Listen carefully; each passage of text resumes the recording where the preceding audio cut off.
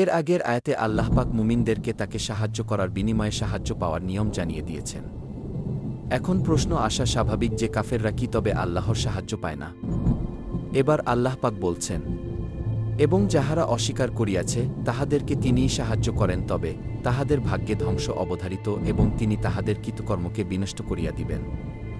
ইহা এই জন্য যে তাহারা উহা ঘৃণা করিয়াছে যাহা আল্লাহ নাজেল করিয়াছেন, অর্থাৎ আল্লাহ পাক সত্যকে মেনে নিতে, সত্যের সাহায্যকারী হতে নির্দেশ দিয়েছেন, অথচ তারা এর বিরোধিতা করেছে, ফলে তিনিও তাহাদের কৃতকর্মকে বিনষ্ট করিয়া দিয়াছেন।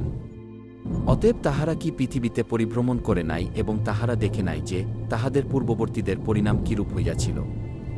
আল্লাহ তাহাদিগকে সম্পূর্ণরূপে চূর্ণবিচূর্ণ করিয়া দিয়াছেন এবং তাদের বুঝা উচিত যে বর্তমান সময়ের কাফেরদের অবস্থাও তদ্নুরূপ হইবে। সূরা মুহাম্মদ আয়াত 9-11। সুতরাং ইহা সুস্পষ্ট হয়ে যায় যে ইহকালে শয়তান কিংবা কাফেররাও আল্লাহর মিশনের অংশ। ইহকালে তারাও আল্লাহর সাহায্য পায়, তবে তাদের সকল কর্ম ধ্বংস হবে। তাদের শাস্তি বা ধ্বংসের সময় এলে তাদের থেকে আল্লাহর সাহায্য প্রত্যাহার করে নেওয়া হয়। তখন তাদেরকে আর সত্যে ফিরে আসারও সুযোগ দেয়া হয় না। তাদের সকল অর্জন ধ্বংস হওয়ার কারণ তারা আল্লাহর আয়াতকে ঘৃণা করে এবং সত্যের বিরোধিতায় লিপ্ত থাকে।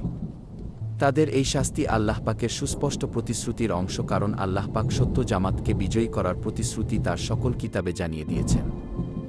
রাসূলের জামাত তথা মুমিনদের জন্য তারা পরীক্ষাস্বরূপ। যুগে যুগে আল্লাহ পাক তার এই প্রতিশ্রুতির কথা তার কিতাব এবং রাসূলদের মাধ্যমে মানুষকে জানিয়েছেন।